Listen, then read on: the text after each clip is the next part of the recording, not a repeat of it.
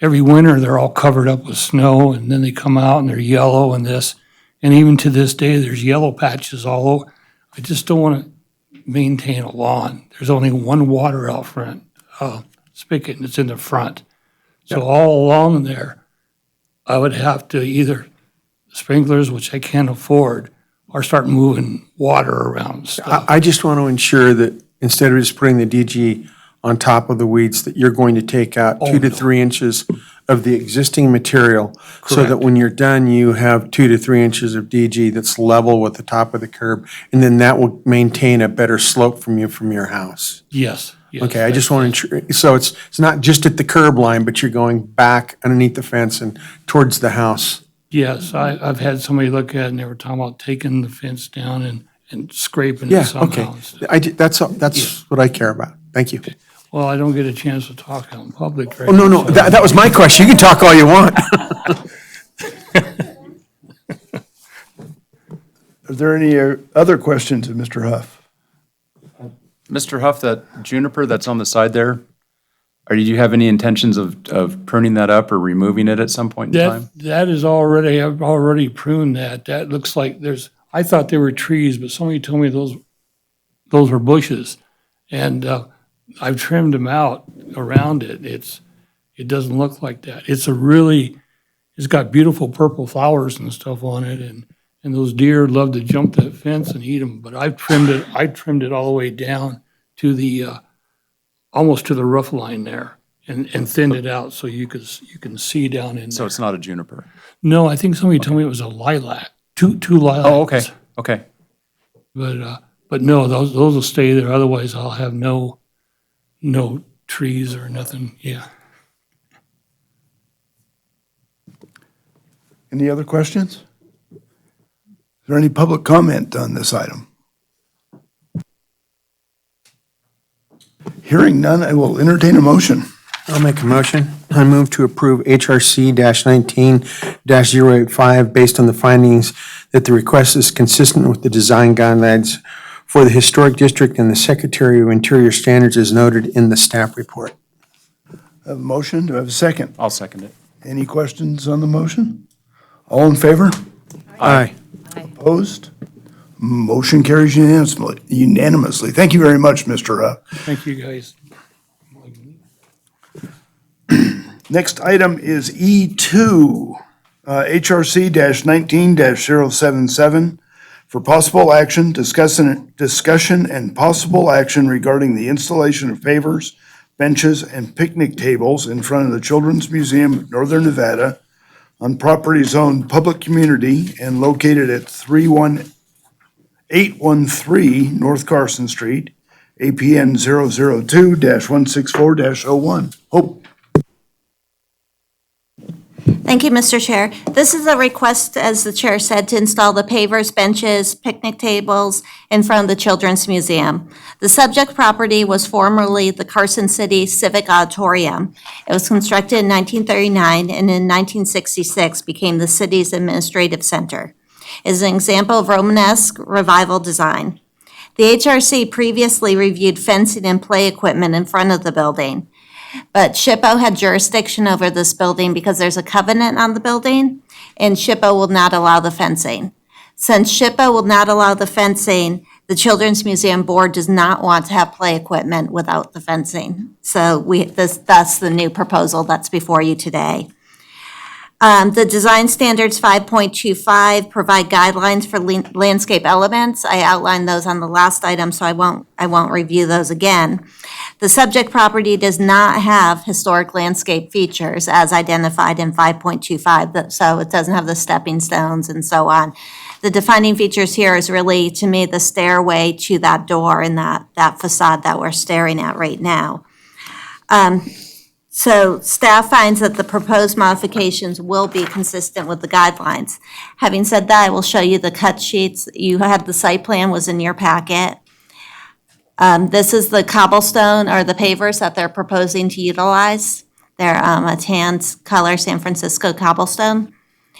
The bench design will also be sort of this sandy color, although they are looking into utilizing the city's benches that are used downtown, the black, powder coated. And the picnic table design is what they're considering. And again, staying with sort of that sandstone color. Ben Horn, who's the executive director of the Children's Museum, is present.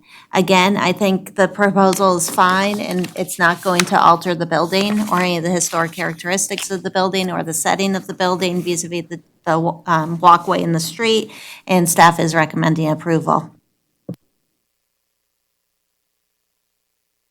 Thank you, Hope. Any commission member questions of Hope? Hope, before we, decide on this, what was the concerns with SHPO in terms of what we had looked at previously? Ben Corn can probably speak more specifically. My understanding is it was blocking the building. So it was the changing view. the front facade. So it's impacting the character-defining features? Yeah. Okay. Thank you for letting me speak with you today. The primary concern, my name is Benjamin Korn, I'm the director of the museum. The primary concern was that the fence was going to, because we wanted to have a play structure, the fence was going to have to be higher than what originally was envisioned for the facility, and the higher fence line was going to block the view and the look of the front of the building. So that was the start of the discussion of potentially scrapping the concept of a play area. Thank you, Mr. Corn. Any other questions of Mr. Corn? Just one from me. Would you consider changing the picnic table that looks like it's made out of plastic and trying to mimic more the bench style that's a little finer in detail? Yes, Can I speak? please, yeah. Hi, I'm Casey Gillis. I'm the president of the board. In that same catalog, there is a finer looking bench, a little more, the look, more of that look like the bench. The reason we chose this one, it's heavier, looks sturdier and no one would walk off with it because it's a whole lot heavier. We could go back to the other. Again, it would be the same color as this, not the yellow, but the other. And we're hoping to get 3 tables, and at least one of them will be wheelchair accessible, the ADA table, which is shown at the bottom there. That was something we're going to add. But we just like the idea that looks sturdier for families. And it says it's a walkthrough. I don't know if that gives it a little more between the table and the bench, but it's not something that the board, is opposed to by any means. Hope, could you pull up the site plan again? I don't see where the benches or the table is located on the site It's plan. hard to see. If Hope can blow it up a little, it might be easier to see. Yeah. It'd be on the south end of the stairs. The south side is where we'd like to put the picnic tables, and then a bench on either side of the opening, since we are not allowed to have a gate or anything. And again, we were hoping to use what is downtown already with the city on the benches. We're looking into that. Right now, they said there's none in the warehouse. And so the board, wanting to submit something, went with the other style. And we wondered too, if those benches get too hot, even though they're powder coated, for the children sitting outside. So that's why we switched to more of the combination look to get the lighter color, which does match the facade. Instead of trying to match the brick, we decided to go with the trim color to kind of blend things together.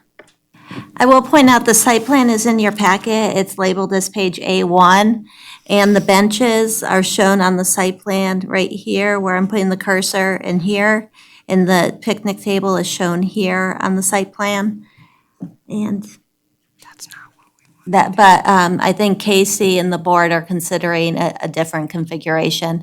Staff's okay with a different configuration because, again, I don't think that these movable items are going to compromise the character-defining features or the setting of the building. And then if we get those with that color, we also intend then on our own to paint the railings, repaint the railings that are getting pretty old, and the bike rack and that type of thing, so that it all matches. Okay, thank you. Any other commission member questions or comments? Is there any public comment on this item? Hearing none, I will entertain a motion. I'll make a motion. I move to approve HRC-19-077 based on the findings that the proposal is consistent with the guidelines for the historic district and subject to the conditions of approval. The motion, do I have a second?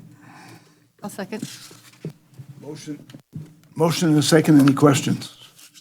All in favor? Aye. Opposed? Motion carries unanimously. Thank you very much, Mr. Thank you. Gorn. And just This sh- one this other should thing, work. so you know, because I know there was concern, the city arborists have been out, and we know how we can protect those trees. And we do, we have a person who's doing all the work, who's a landscaper, and will work to take care of those trees and all of that too, so Great. that's being handled. Thank you. Thank you. Item E3, HRC-19-109 for possible action, discussion and possible action regarding an addition to the rear of an existing home, rebuild a balcony, build a new balcony, and modify a garage on property zone single-family 6,000 and located at 500 Mountain Street, APN 003-241-04. Hope. Thank you, Mr. Chair. I hope you enjoyed this application. When I was doing this PowerPoint, I was like, this application's so pretty. I just went with it. So I didn't change anything. So the subject property is improved with a single-family home and outbuildings. The existing building is a unique design combining elements of the colonial revival and the Second Empire styles. All improvements are to the rear. So on the site plan, you'll see Mountain Street is out here. The existing home is here, and he's hatched where the additions are, and the existing garage, which also has some modifications, is back here. Because of the width of the lot, it's fairly wide. There will likely be some obscured views, sort of, from the sidewalk here, where you could potentially see back, but it's definitely not the primary facade of the property. Section 5.26 of our guidelines tell us how to address additions to historic buildings. Before I get into that, though, I'll show you the photographs that were submitted with the application of the existing. This is, if you didn't walk down the driveway, you'll see this is the rear of the house right now. And you have the porch and then the doorway to the kitchen area. And then you can see in the picture to the side of it, the beginning of the garage in the or the balcony structure between the house and the garage. Another picture of the balcony structure that's existing. Picture of the garage that has guest quarters on the second floor. And here is a picture of the proposed addition where you can see it's mimicking that roof lines. Now I'll start talking about the guidelines. 5.26 of the guidelines tells us how to address additions to historic buildings. Tells us additions must be compatible in their configuration, design, style, scale, materials, and architectural details with the distinctive character defining elements of the building. Additions should be done in such a manner that they will not destroy significant original historical or architectural material, and if removed in the future, will not impair the essential form and integrity of the building or damage the historic fabric. The Secretary of the Interior Guidelines, number 9, tells us that a new addition will not destroy the historic materials, features, and spatial relationships that characterize the property. And new work will be differentiated from old. The Secretary of the Interior Guidelines, number 10, states that new additions must be executed so that if removed in the future, the essential form and integrity of the historic property would be unimpaired. The proposed additions, which I do have more pictures to show you, and they're in your packet. But as you can see, I think this is a really good, the south elevation, to demonstrate that it is of similar massing and style to the existing building. But staff does not believe it will be misleading. The additions are positioned so they will not distract from the existing building or the character-defining features of the building, which I believe to be on the front facade primarily. The proposed addition is compatible with the historic materials. They're using the same wood. And features, which we'll go into features now. That's a north elevation, which is kind of a back elevation, the garage building. But here you can see the windows. He has existing stained glass windows and sort of lead windows, and the proposed windows will complement those without mimicking those. The proposed addition is of a similar size, scale, proportion, and massing of the existing building, and the defining features of the home will not be compromised by this addition. So the staff is finding consistency with the guidelines for the district and with the Secretary of the Interior guidelines. Rob McFadden, the property owner, is present, and he can probably speak in more detail to the additions.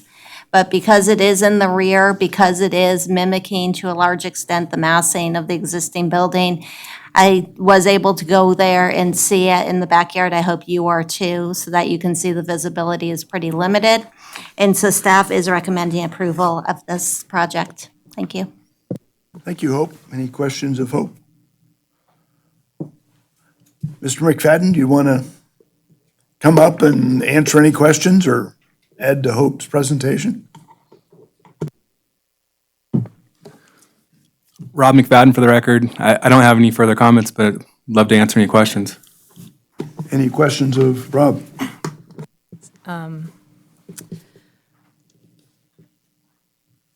So the roof that you have right now is very distinct, and that you replicated it exactly.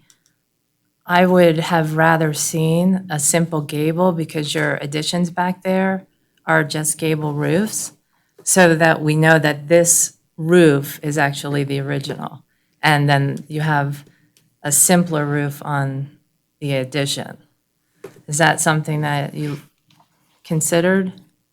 You know, the property's really unique, and I thought if I did a gable roof like that it would kind of take away from the property. And I want to keep it fluid, I guess. I see a lot of properties around where they've taken something that was really cool and then did something 30 or 40 years later that doesn't really match up, and then another thing, and they don't flow. So I was trying to make the property flow. And it'll be a little bit different because the addition's wider than the front portion. So the size of the roof will be different, and the pitch and the height will be slightly different. I did notice that as well. Yeah, and then the corbels, and, if you guys have other suggestions or exterior detail that I could change up to make it, more appeasing, I'm willing to do that. But the roof I thought was something, it'd be a lot less expensive to do a gable roof. Absolutely. With the corbels, for another project, we didn't want them replicated because we wanted to make sure Yeah, that, so these corbels are a lot different than the existing. And I could do no corbels if that was something that you Okay. guys would prefer okay. to make it, more. Mr. Chair, if I may, actually, when I was in the field with the property owner looking at this, we specifically discussed that and the concept of confusing versus, you didn't want to confuse, but you wanted to be compatible.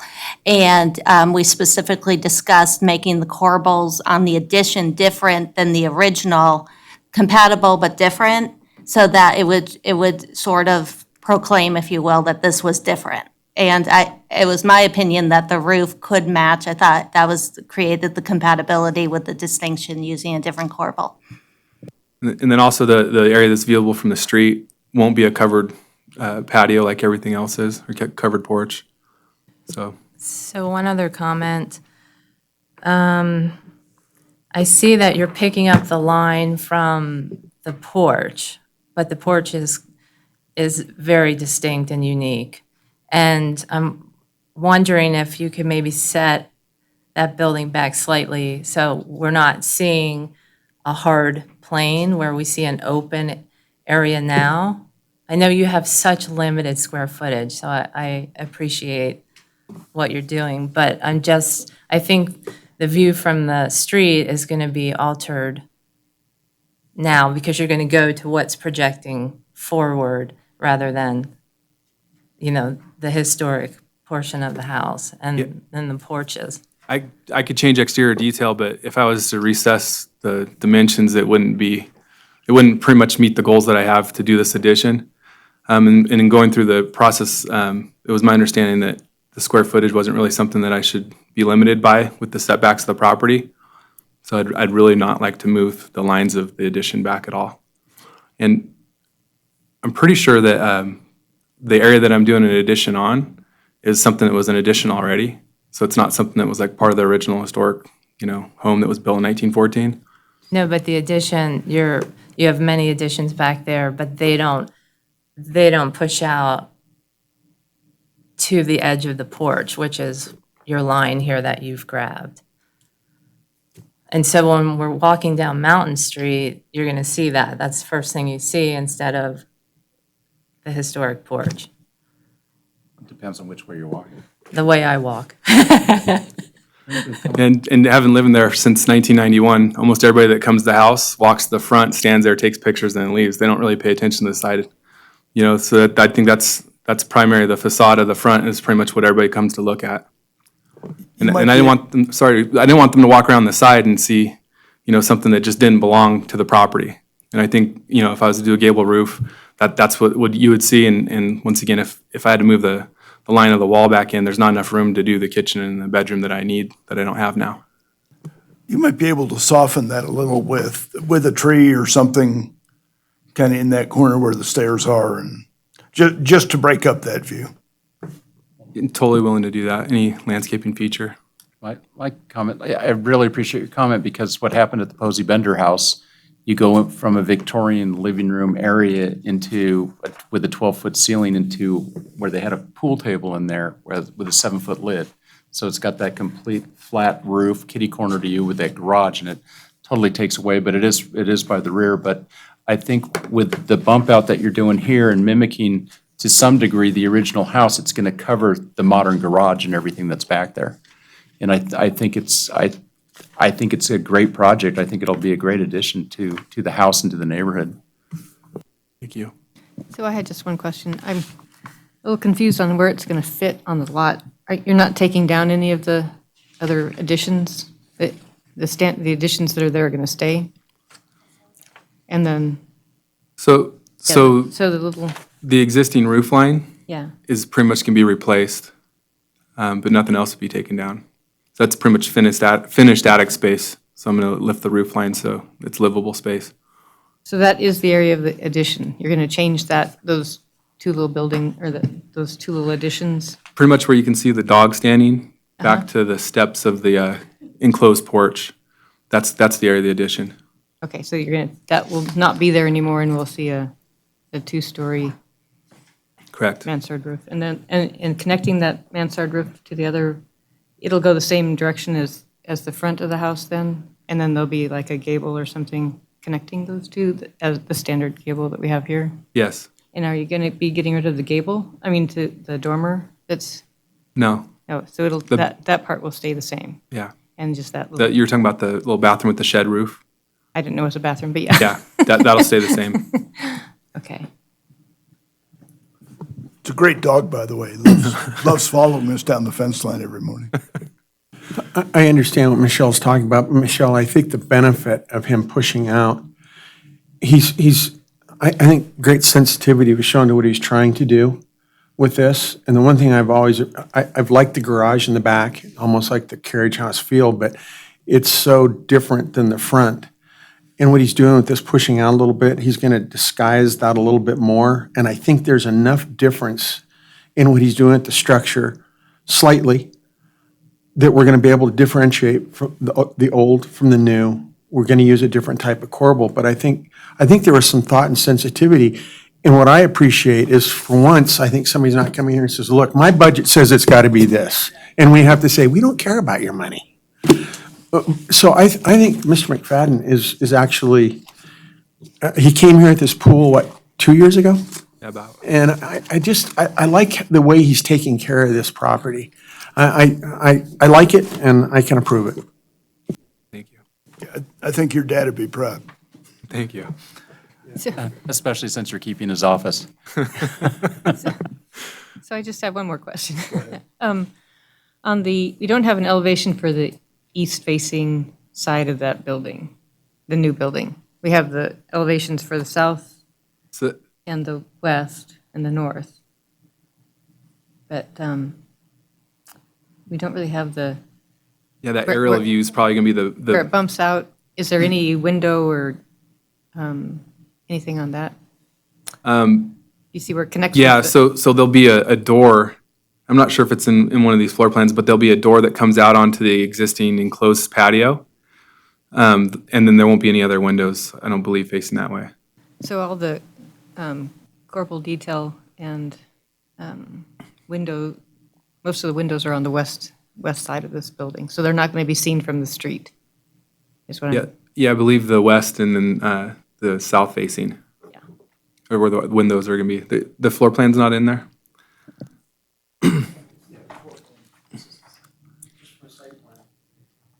Okay. I could pull it up and just double check. I don't think that there's any east-facing windows.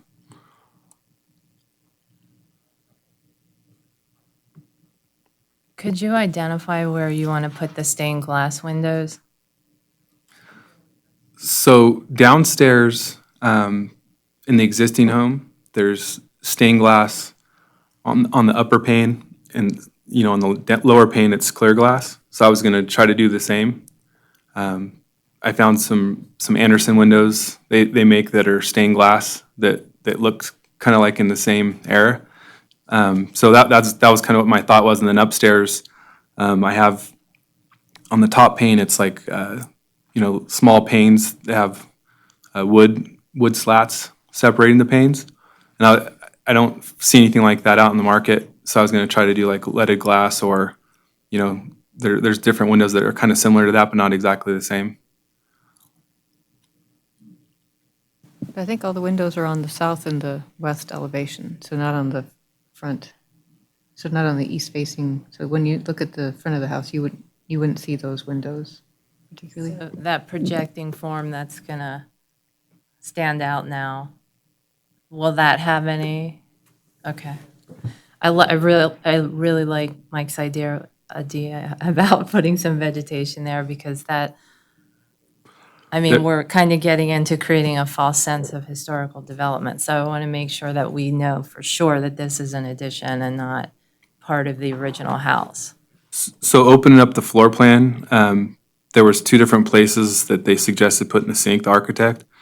One of the configurations, which is the one that I currently have, would have one window facing to the east in the very corner of the building.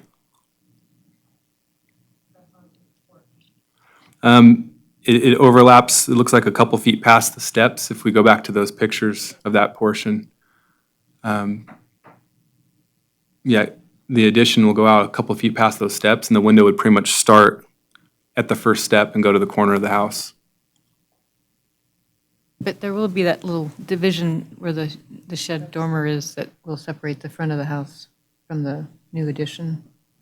So you'll have some division of, And that shed roof's from the early 90s too.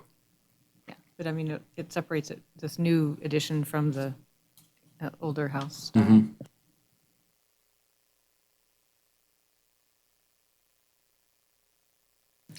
Any other questions?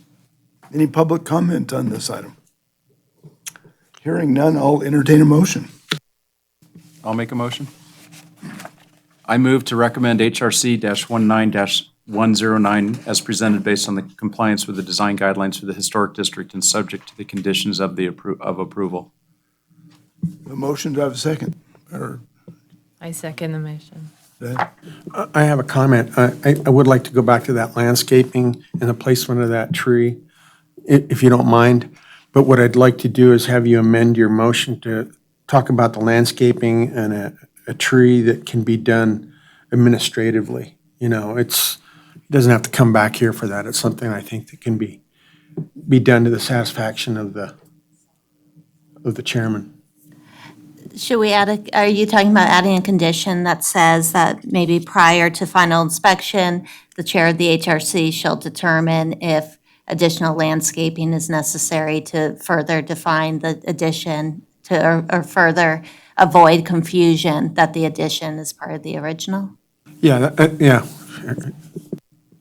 yeah, I just think that trees are removable and they fall down and they die. And if you've got something that you have to hide with a tree, but we can amend it to have a landscape, a tree landscape thing approved by the chair.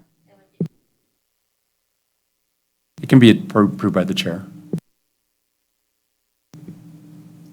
I'll amend my motion according to what Don had interjected.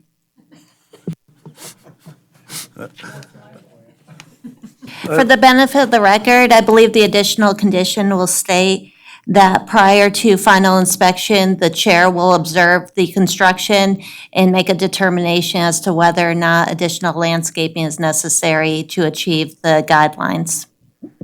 Perfect. That will be an administrative approval, so they don't have to come back here. In that, this will be purely the chair's discretion and not subject to review by the Historic Resource Commission. Okay, we have a motion. Do I have a second? Second. Motion and a second. Any other questions? All in favor? Aye. Opposed? Motion carries unanimously. Thanks, Rob. Thank you all. It'll look great.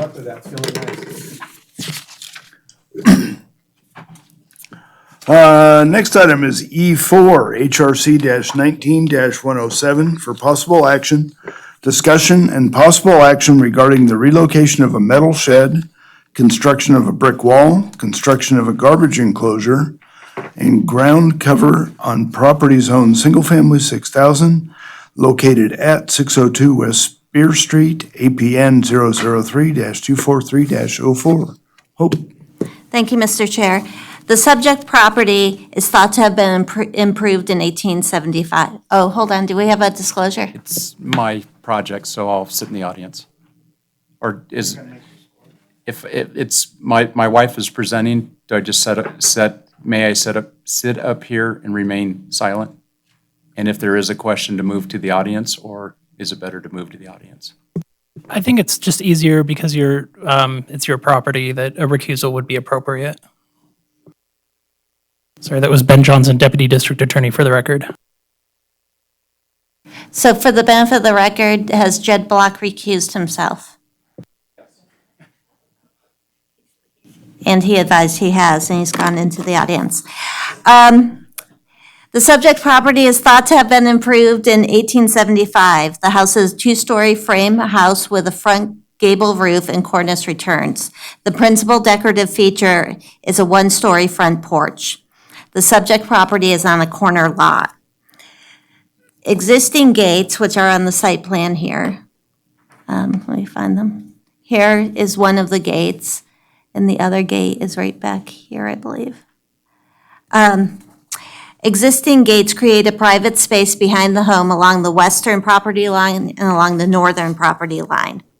The applicant is seeking to relocate an existing metal shed to construct a 6-foot brick fence along the north property line that is reduced to 3 feet in the setback area, to construct a 5-foot tall garbage enclosure made out of sandstone and block.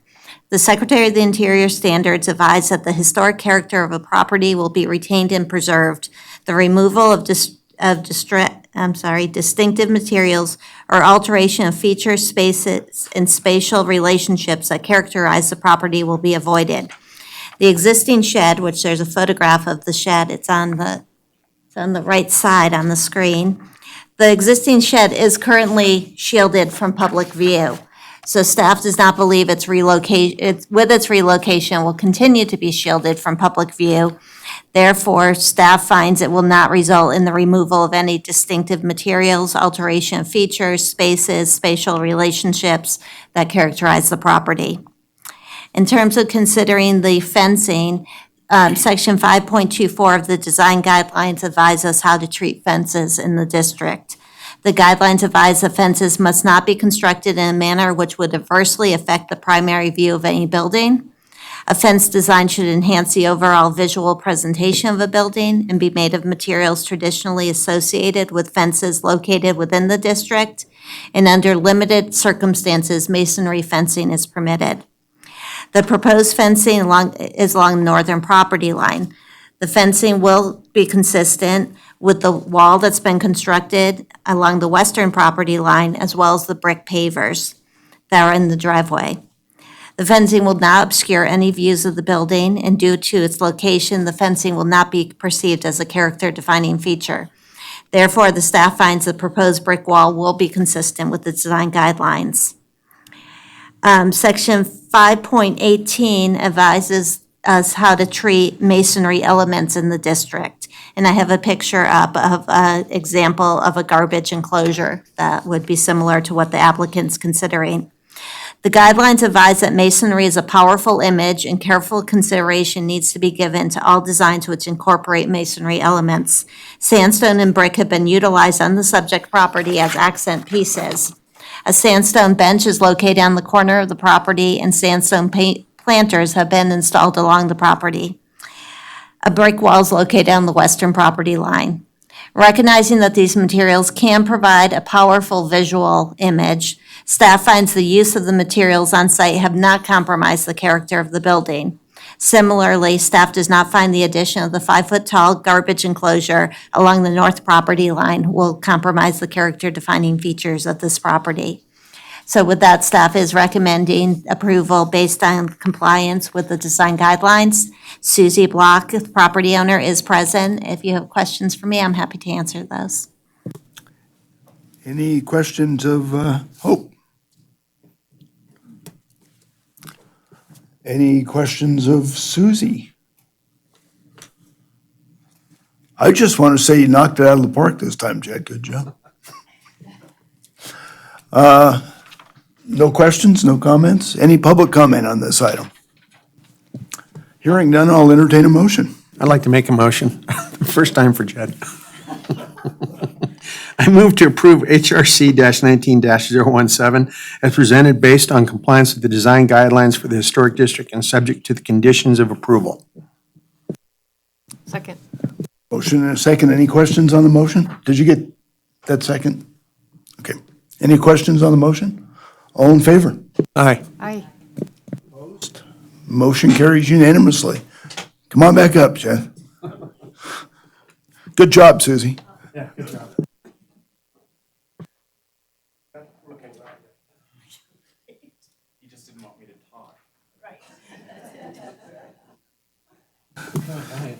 Next item is E5, HRC-19-113 for possible action, discussion and possible action regarding a Section 106 technical report prepared for the U.S. Army Corps of Engineers for the Lompa Ranch flood control channels proposed on property located north of East 5th Street, east of Solomon Road, and south of Robinson Street. Hope.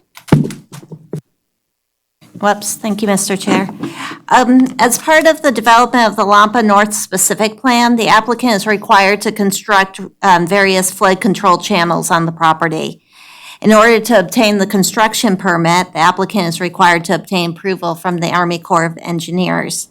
Since the Army Corps is a federal agency, a Section 106 review is required. The applicant has provided a Section 106 technical report to determine if the proposed project will have adverse impacts on properties eligible for listing or listed on the National Register of Historic Places. The report is intended to identify alternatives that could avoid, minimize, or mitigate these impacts. The report has been made to the HRC for review and for comment as a consulting agency. We have folks from Ryder Homes here, Steve Thompson and Bobby Merrigan, and they can introduce their technical team. I did not plan to review the section or to give an overview of the Section 106 report. If you would like that, we do have folks from Stantec present, and they can give an overview of what their analysis has shown. And again, the HRC is being invited to be a consulting agency on this item. Thank you, Hope. Any questions of Hope? I'd like to have just a brief overview from the technical staff on the report if we could.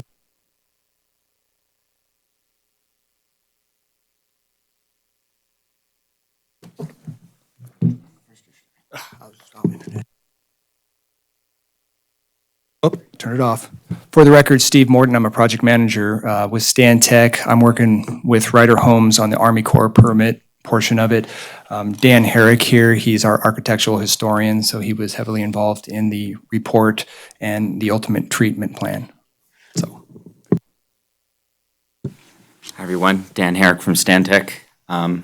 As Steve told you, I was the architectural historian and cultural resource planner that was primarily in charge of writing this report. In our findings, we found the Lompa Ranch Historic District, which was identified as eligible for the National Register of Historic Places when they were as part of Section 106 package for the freeway expansion.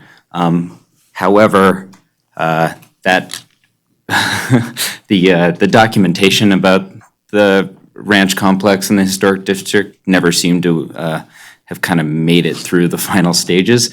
So nominations were prepared, and it appears that HAB's mitigation was done at some point, although the recordation and the availability of those records was hard to come by. So we reassessed the district, and in addition to the original ranch complex that was identified, we also identified that other contributing elements include the agricultural surrounding fields, as well as cottonwoods that line Fifth Street outside the ranch complex, and the irrigation ditches that are located throughout the agricultural fields. We found it confirmed with the previous evaluation that, and we recommended it as significant under criterion A as an early agricultural property in the Eagle Valley. And we found confirmed the period of significance, which was originally identified as 1865 to, I believe, 1954. yeah, so, and in the report, basically, there was a finding of adverse effects for that district. So with that, we're going through the Nevada SHPO process, obviously, and in order to get our Army Corps permit, we have to prepare the treatment plan for those adverse impacts. The adverse impacts that we found that there were both direct adverse effects to the agricultural fields and the irrigation ditches, which will be impacted by the construction of the flood channels. And we also found indirect effects and loss of integrity to the setting due to the disruption of the spatial organization of the district, primarily the relationship between the main ranch complex, which will be circumnavigated by some of the flood channels. So effectively a big moat.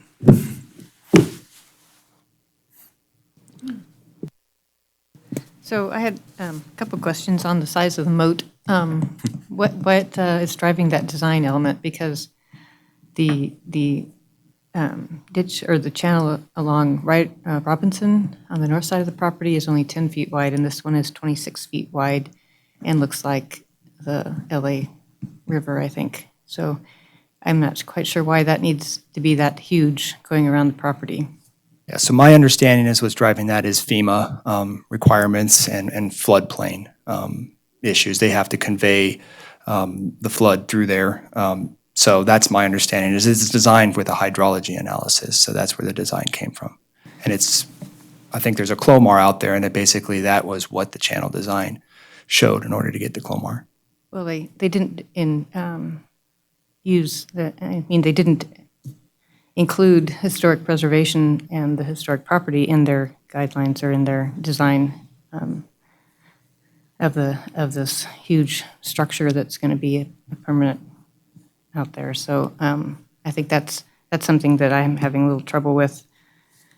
And I would suggest that they redesign it to be a little bit smaller. They could design either the width of the thing or the side road that goes along beside it could be narrower. The other side of the road, they have a big vegetated footprint there that's almost like another road beside it. It seems like it's way over-designed and over-engineered. Unfortunately, on I that, think some of the problems, though, because I've encountered this on several projects, common sense would say they could be smaller. Historically, we've seen that the flows can be managed. But in the work that they do, they can't go by historic or what we thought. They're provided FEMA, that they have to address the flow that FEMA says that we're going to get. And it runs contrary, I know, and it seems like it's over-designed, and we'll probably not see the water that you're designing for, but you're still required to do that, especially when you're dealing with the Army Corps. Yeah, and I can give a perfect example of this, is that in 2016, there was an aquatic resource delineation report, and there were no wetlands on the property, but then when we had the wet years of 2017, 2018, now there's a large wetland complex on the north. So Ryder Homes basically separated a portion of the north off there because it was going to have to run through an individual permit process because there are wetlands on there now. So essentially, just because it's dry one year doesn't mean it's not going to be dry the following year. So there is a significant amount of water that flows through there based on the hydrology analysis. There's a 1974 flood history of Carson City that describes that as the swamp. I know, I get, Lance, I understand your concern, but sometimes it's taken out of our hands a little bit. Okay, but I just wanted to ask the question because obviously they didn't include the ranch historic property within their design guidelines or their design concept. So I just wanted to throw that out there, that there is other issues besides just the flood passage of water through the property. Maybe they could do it in a different place. Maybe they could make the Robinson channel bigger to carry more water. Maybe that would be an option to make this, reduce the size of this one. I mean, I'm just saying that maybe there's some other options that they could look at that wouldn't impact the property as much. As it is, it's going to be an adverse effect. And so, as part of this board, I think that we should be included on the MOA that you'll be drafting with the SHPO as a concurring party on that MOA and help with the figuring out the mitigation strategies. But you said that you had a treatment plan, but I didn't see it in here. No, the treatment plan is something that we are preparing at the moment. Right now, we are in preliminary stages of developing mitigation measures. We've submitted just a very,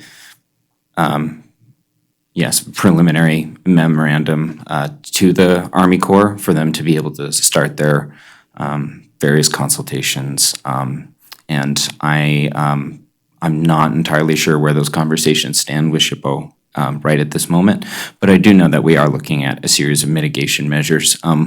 One would be, we know that the HABs was never taken to the full extent that it could have been. So we're recommending doing a historic American landscape survey and preparing that so it can go to Library of Congress as well as to various repositories here. But then we're also looking into various interpretive programs, things like that could be implemented into the open spaces or around the perimeter in appropriate locations, and not just simply like a plaque or a simple didactic sign, like some things that are more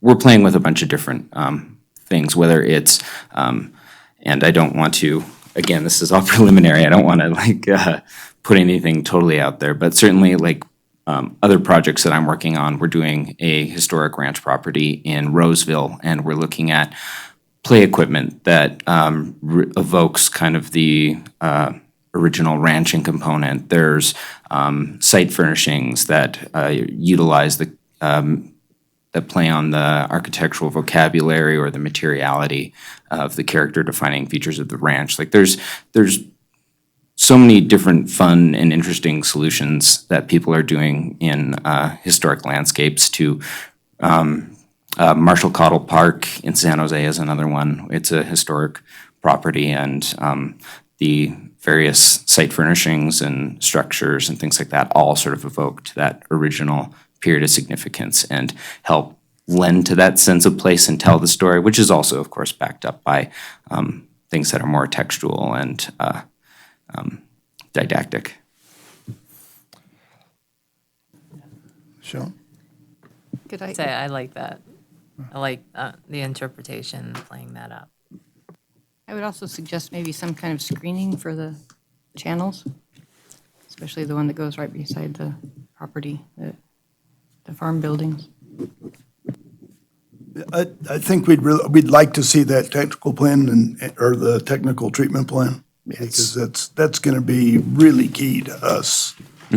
So if I could ask if we can work with Hope, because what I'm afraid of is that it's because the Army Corps right now is waiting for kind of you guys to tell us if we can move forward.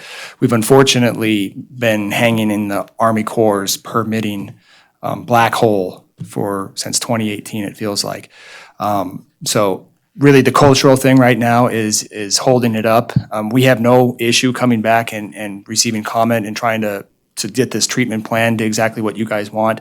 But I need to really work so that we coordinate with the Army Corps and you guys to make sure that there's not some kind of additional delay that happens. Because right now, we're not even sure where we're at in SHPO review. I guess I have a number of issues with the report. One is we're looking at a determination of effect on 2 drainage ditches. We bring up, and SHPO's comments for the NDOT report were considerable, and I think they're appropriate. But what I don't see in this report is a documentation or any narrative on the irrigation ditches at all. I mean, you say they're there.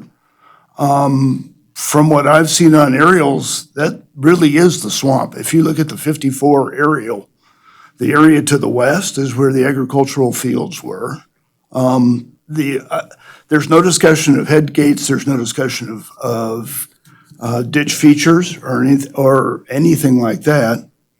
And I don't see any significance evaluation for the fields, the ditches, or the trees. And to me, that's the key element. We're talking about a district. We want to decide whether these 3 features are contributing or non-contributing to the district. But there's nothing in this report that takes me there. And to me, that's a real concern because I'm not convinced that there's an adverse effect because I'm not absolutely convinced that those are irrigation ditches. There's nothing in the report that tells me they are. So I'd like to see a little bit more of that fleshed out. I didn't go through the report in detail, but there are some issues. There's, on page 4.11, we talk about the intersection of North Salinas Road. Should be Solomon. It's throughout that paragraph. And then when you get to the aura forms, it seems like we're missing at least 5 building forms. There's nothing for B3, there's nothing for B5. I mean, if we're gonna do this report and put it all together, I would expect it that all of the features in the ranch are in it, and I'm not seeing that right now. Absolutely. And I can certainly speak to that. When we were starting our talks with SHPO about documenting a site that's already been documented, there was some miscommunications about the number of R forms. We were under the impression that a district form would be sufficient. But it turns out the other forms were MIA. So we've actually completed all the appropriate forms, and we can certainly supply those. Is there a reason why you didn't use Jim Bertinoli's MPDF for agricultural properties? I'm sorry? Are you familiar with Jim Bertinoli's multiple properties documentation form for the Carson Valley and Carson City ranches? No, I'm not. Okay, you might get dinged on, I'm sure you'll get dinged on that with SHPO. Jim actually lays out a really great context for Carson Valley, Carson City ranches, including Lumpa Ranch. And he's also got a great section on primary irrigation features and things like that. So it's something you may want to review. It's available online at the SHPO's website. It's something that I think is integral to this report and would really help you guys in National Register eligibility determinations and ultimately getting to the effect.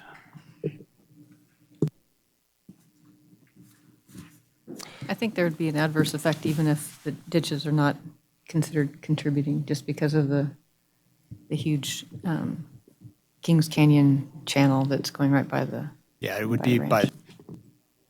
it would be the ranch, because that Kings Canyon goes around the ranch, so there's also with the historic building.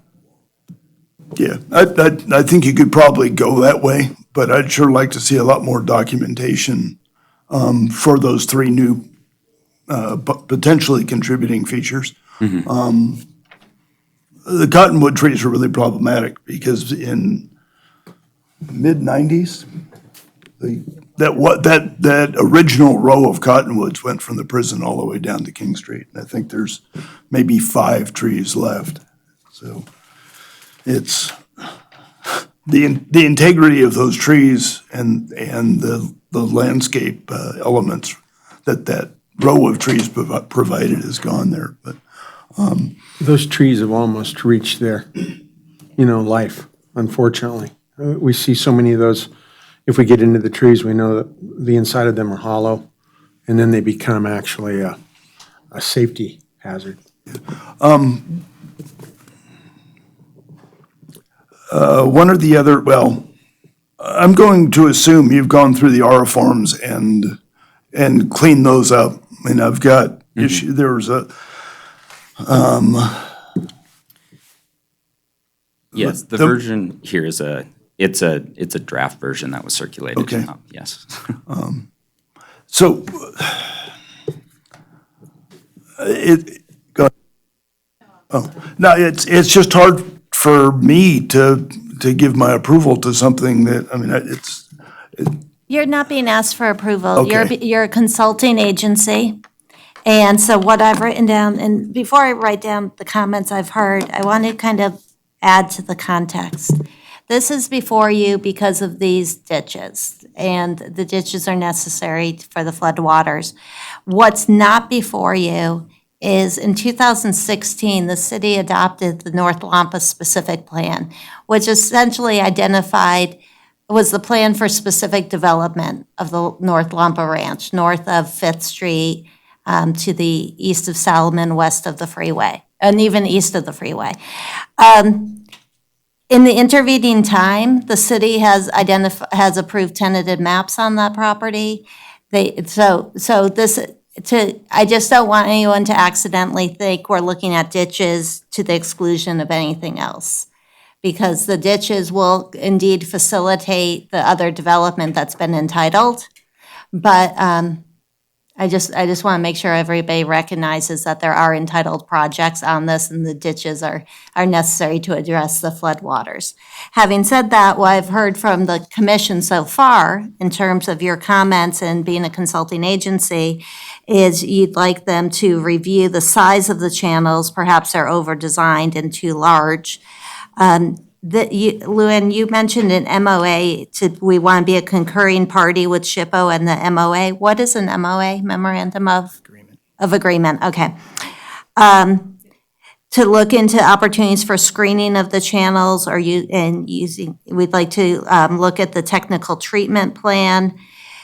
Mike, you talked about the determination of effect and the need for documentation of the irrigation ditches, the head gates, the ditch features, the significance analysis on the fields and the trees.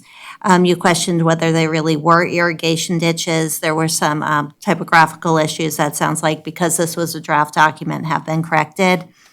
There was concern that all the features in the ranch weren't included in the report that was provided to you. So you would like to see that supplemental information that does exist now. There was a recommendation of looking at Jim Bertolini's work on the ranches in the Carson Valley and Carson City. And I didn't get the name of that document that Jim Bertolini put together. it's a multiple properties documentation form. Okay. And But it's also context. yeah, it's a great agricultural context. Yeah, I mean, I'm always confused with Section 106 stuff, because we've asked Jim Bertinoli how he wants us to comment on them. And because, I mean, I can do a SHPO type review and have completely different comments than if I'm doing a HARC review. So it's always been confusing. But I think you've kind of captured, I feel your pain dealing with the Corps, And especially with the change of personnel they've had, it's painful. And I'd love to let the Corps know that we agree with where they're going. We would like to see some modifications. I think we should be a consulting party to any MOA. It's certainly our right as a CLG, and I think that's important when we have adverse effect to make sure we're part of that. And I think we talked to Jim about that too, and he seemed to agree. But I mean, if we can just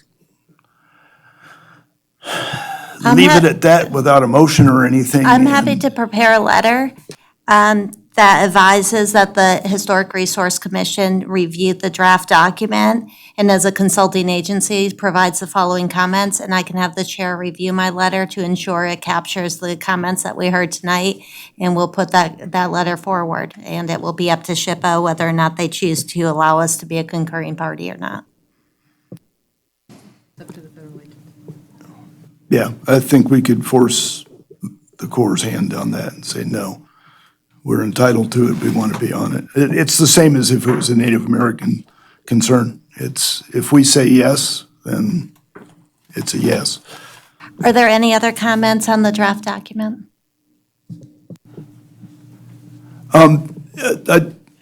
Hope's got my contact information, Dan, if you want to, we can kick it around and polish it up. Absolutely. Happy to help you.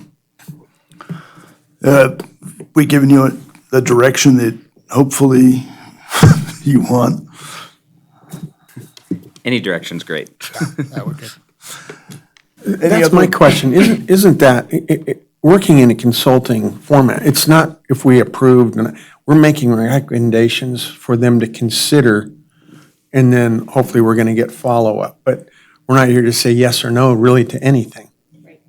And that's where being party to the MOA helps, because that's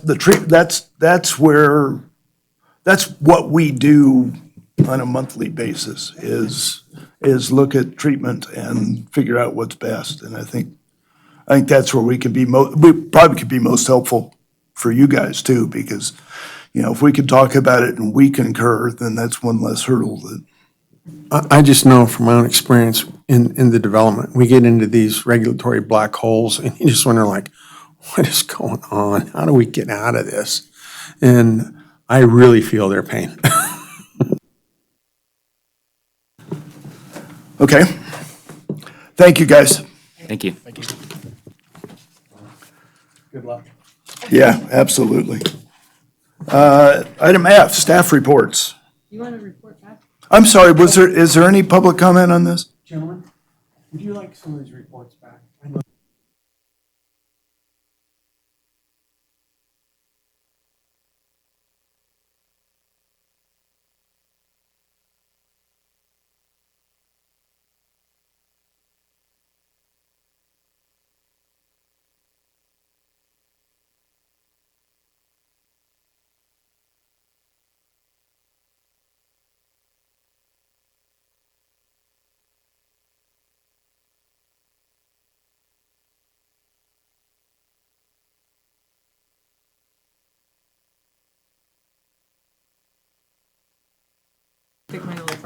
Okay, item F, staff reports.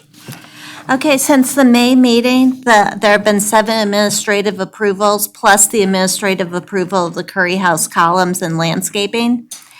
Of those approvals, 4 were fencing, 1 was a re-roof, 1 was a chimney repair, and 1 was a window trim. Thank you. Is that it? Commission member reports or comments? The other day I was driving down Division Street and someone was replacing a wood fence on 4th and Division, and they were doing it exactly the way it's been. So it was nice to see that somebody was out there actually painting posts and putting it all together. And then I drove past the Ferris house, and the job that Bob Fredlin did or whatever on the chimneys, it looks pretty good. Yes. Yeah, I watched them doing that. Actually, when Bob said, yeah, we're just gonna have them, or guys gonna dismantle them and rebuild them, it was like, great. I called and offered him some bricks. I Hope, I don't know when your annual review is, but Lee, I have to say, Hope Hope summaries are the most professional. I mean, I've been around forever. And Hope does an excellent job summarizing what we need to review. And I just, when it's time for a review, I want to make sure that she gets high marks for that. Any other commission member? I was just wondering, and I didn't see it in the minutes, I just quickly went through the minutes of the last meeting. I noticed the green roof on the porch of the Curry House. Do we say green? I can't remember. Did they tell us the color? I don't think. I think you asked that question. I don't think they told us the color. I told them not the New England blue or whatever. Okay, well, we're close. And that was, I was invited back, and we did approve a column design and landscape plan, and So what is the follow-up with the removal of the trees and the slimming down the columns? The chair has reviewed the columns and approved the column design. And we have that on paper, what he's reviewed. And the applicant actually has obtained a demolition permit for the outbuilding that you authorized the demolition of, because the landscape plan is approved. yeah, the two locust trees are going, and the linden will remain. Yeah, evidently there was a big argument about whether it was an elm or a locust. I said locust right away and made some points with the property owner. Future agenda items. Can we look into adverse or demolition by neglect on Kings Canyon Road? I mean, Kings Canyon Road has been eroding for the last 3 years, and Forest Service is dragging their feet on any repairs. Parks and Rec Open Space has money to fix it and would like to get moving on it. And it's a National Register, actually the nomination is in progress. If it erodes much more and things aren't done, it's gonna get closed down, the road's gonna erode away, and we won't have to or Forest Service won't have to deal with it anymore, so. Mr. Drews, this is the same thing that they did up in Elko, and it led to front page news for about 1.5 years. Same tactic was used up there. Yeah, I'm not sure what the tactic is or anything else, but I know I mean, 2 years ago, and Bollinger approached me about, what do we do here? We started a conversation with the Forest Service and nothing has been done. And it's a public safety issue. So anyway, let's get that on the agenda for the next, I'll rev up for that one. Any other agenda items? Can we discuss submission materials in terms of the architectural set and supporting materials that I'd like to have some consistency. Like, we don't always have all elevations. Is that mine? No. I was missing that today. I know we started to talk about that.